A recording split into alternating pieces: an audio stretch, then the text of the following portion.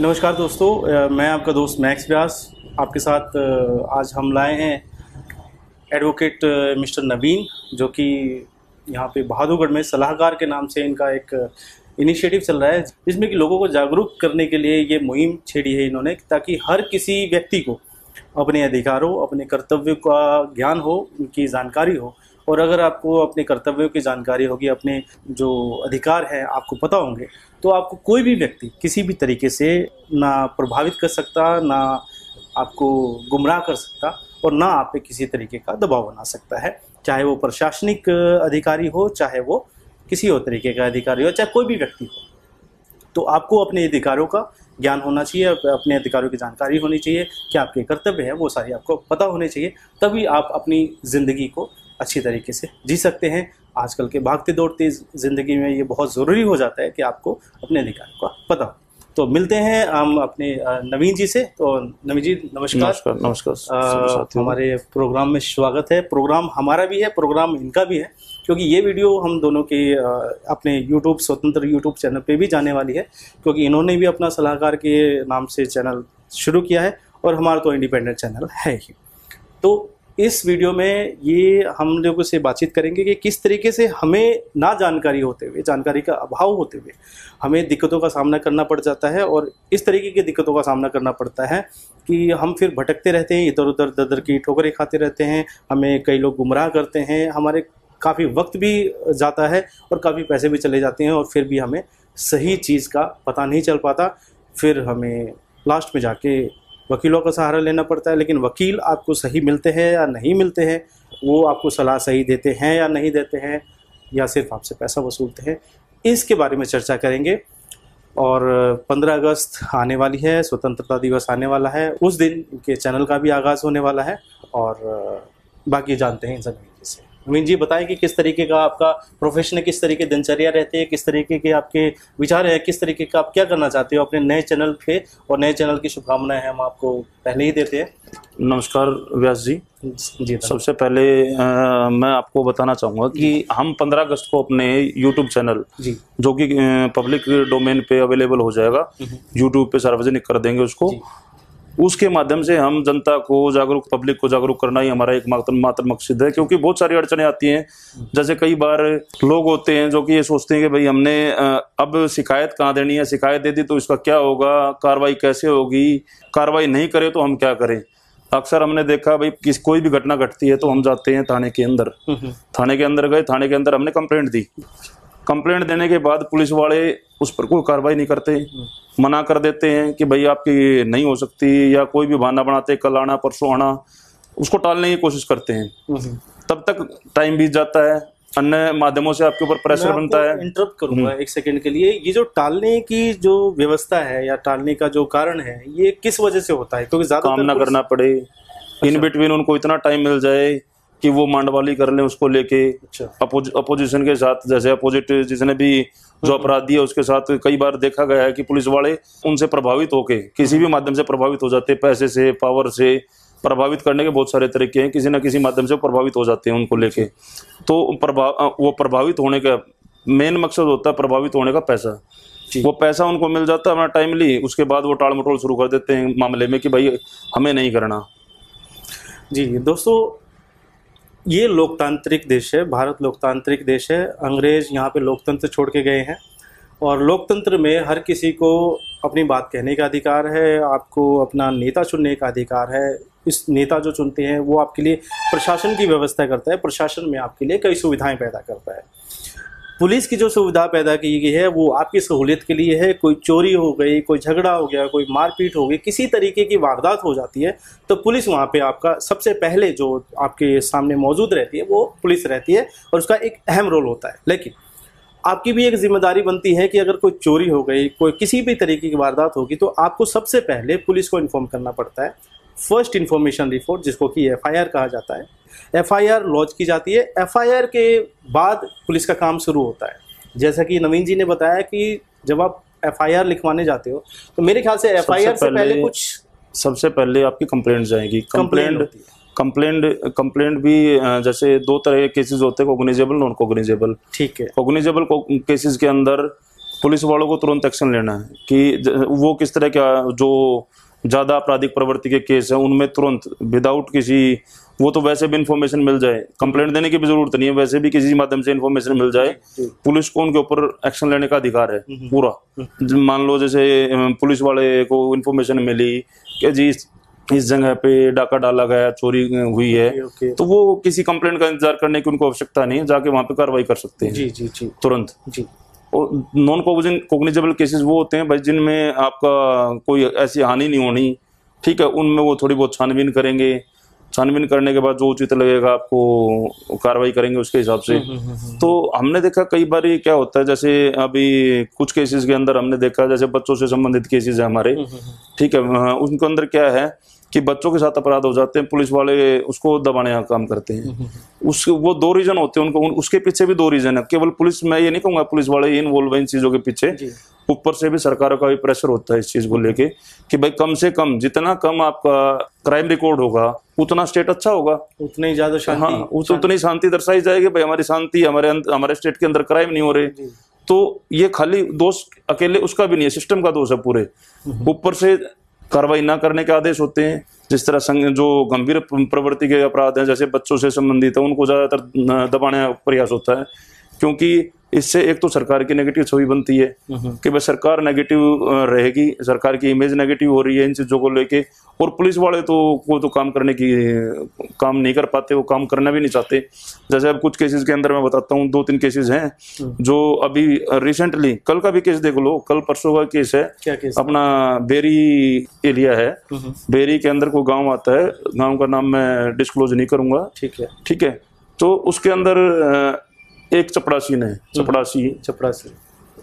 ने बच्चों के साथ, छोटे छोटे बच्चियों के साथ, वो अभी संख्या भी पुलिस वाले भी क्लियर नहीं कर पा रहे कि कितनी बच्चियों के साथ उसने गलत दुराचार किया, दुष्कर्म किया, इस तरह की घटनाएं एक स्कूल के अंदर भी ये चीजें हो रही हैं, जहाँ बच्चियां प्राइमरी स्कूल के बच्चियों के साथ ऐसी घटनाएं घट रही हैं।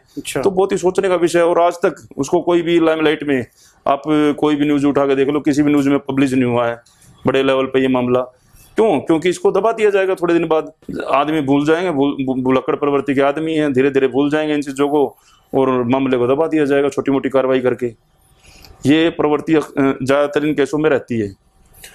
ठीक है, तो अभी हमें रिसेंटली पता चला है कि आपका भी एक कोई ऐसा केस रहा है जिसमें कि बच्ची के साथ गलत हो रहा था और उसकी सुनवाई नहीं हो रही थी, और उसका मेरे ख्याल से केस लड़ रहे हैं आप, इसके बारे में कुछ? ये करनाल डिस्ट्रिक्ट का केस है। करनाल डिस्ट्रिक्ट में एक बच्ची जो कि 13-14 साल की रही है, उसके साथ कुछ पड़ोस की ही लड़कों ने मिलके उसका गैंगरेप कमिट कर दिया उसके साथ, और वो रात का मामला है, सुबह हुई।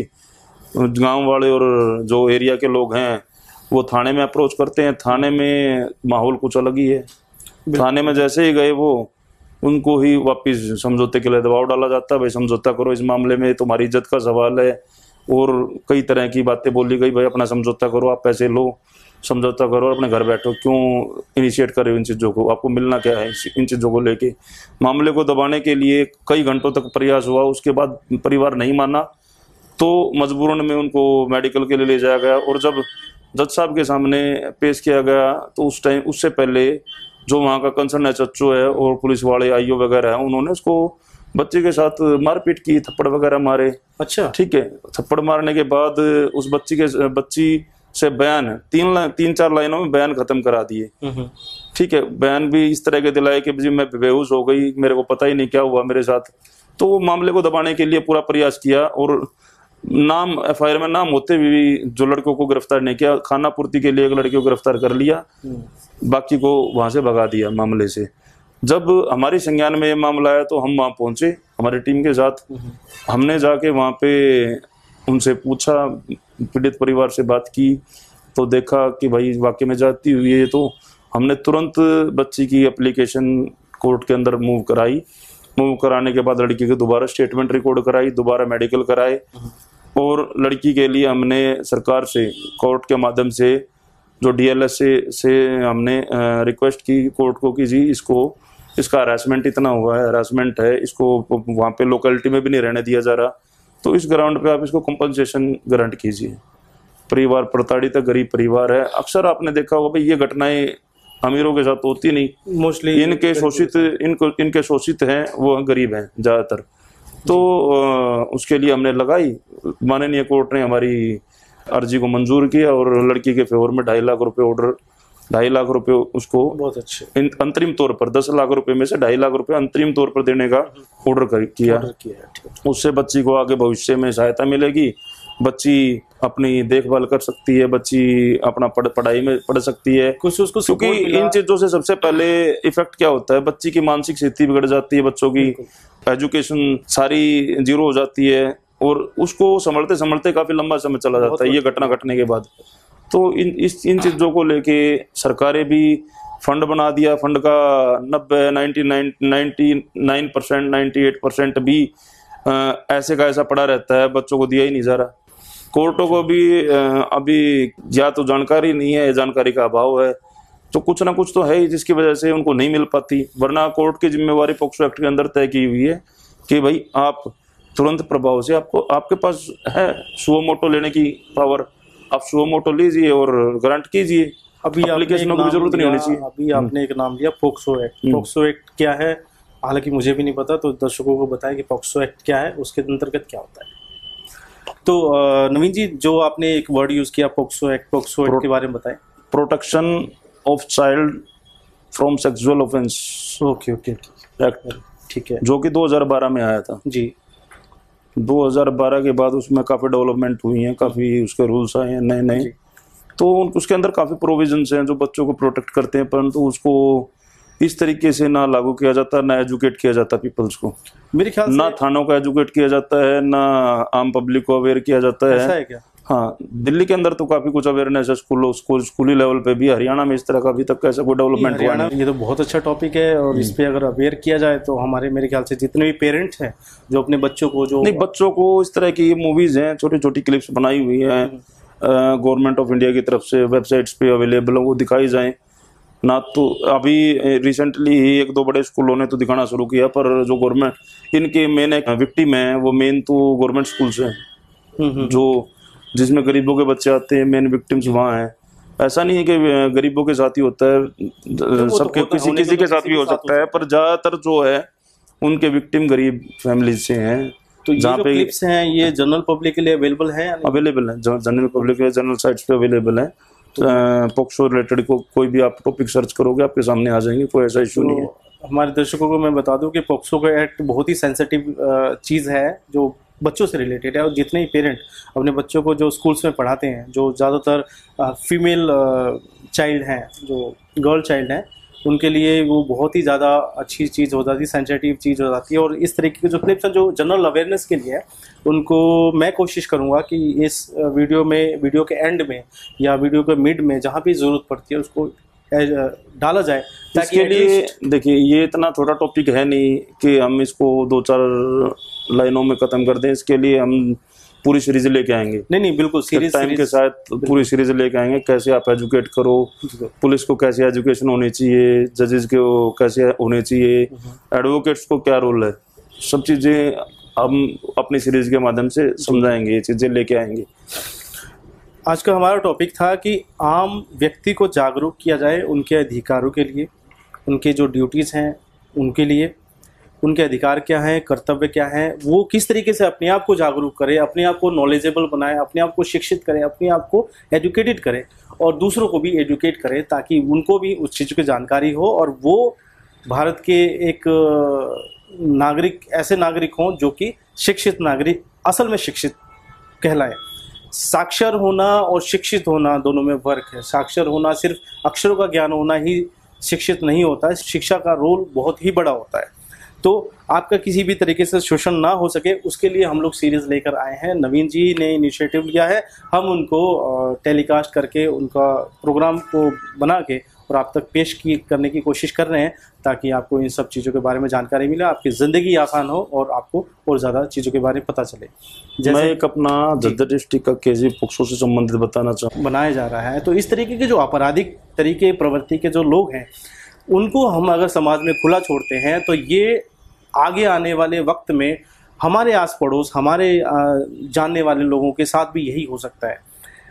तो जिस तरीके से हम एक घाव को अगर खुला छोड़ देते हैं, वो आगे जाके नासूर बन जाता है, आपका हाथ भी काटना पड़ सकता है। उसी तरीके से अगर एक आपराधिक व्यक्ति, अगर उसका दोष साबित है, अगर वो निर्दोष नहीं है, अगर दोष साबित है और वो अपराधी है, तो इस तरीके के अपराधियों के लिए कोई भी क्षमा याचना की चीज़ नहीं होनी चाहिए।